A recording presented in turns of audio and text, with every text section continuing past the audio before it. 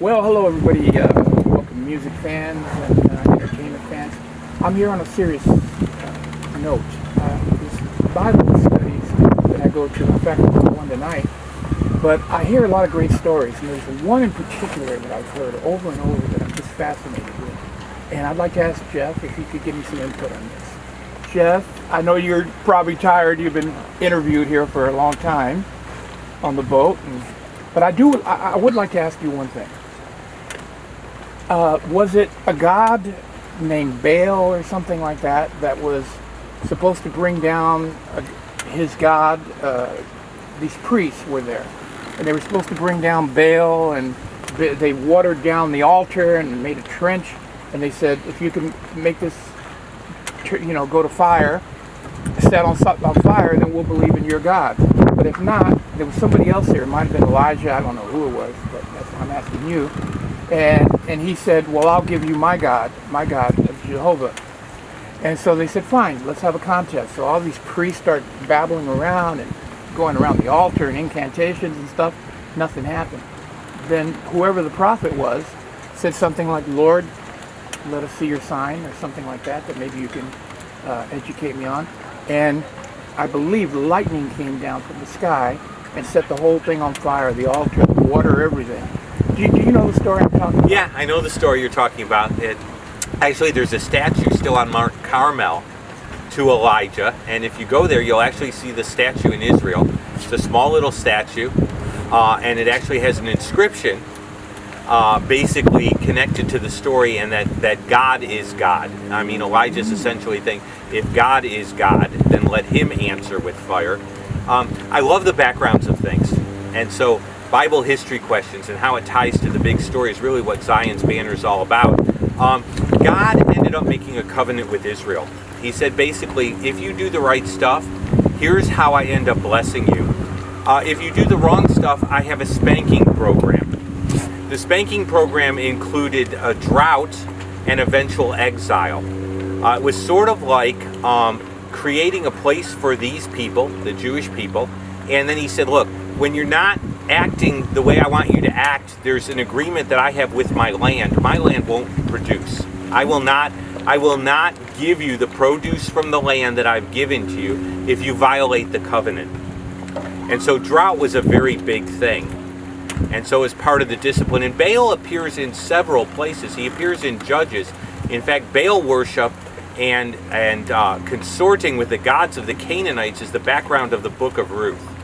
And actually Ruth is sort of a slap in the face to Israel, because they're allowing themselves to worship the gods of the Canaanites, and Ruth, who's a Moabite, is actually behaving better than they are, which is the background of Ruth. And so Jezebel really was into the Canaanite deity. She was from Sepha, Phoenicia. She was from the coastal plain area, and so essentially she helps Ahab get into this and allow for this false worship. And so it comes to a head. And Elijah is raised up. And the prophets were like policemen in the Old Testament. They were covenant enforcers. And so Elijah, the law enforcement officer, essentially is charged with God to go ahead and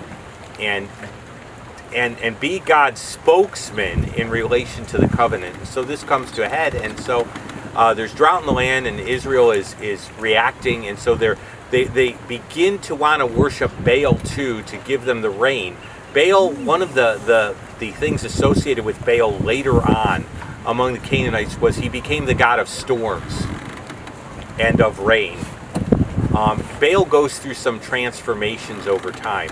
In fact, the story is that the original chief god was El, and Baal actually kills or deposes two other gods and gets additional powers. It almost sounds like a Marvel comic, okay? Really? Baal takes out two other deities, and he gets additional powers. And so Baal gets associated with drought, with rain and storms. And there's drought, so what do you need? You need rain. And so Elijah challenges the priests of Baal to a contest. Essentially, let's see who's really in charge of weather.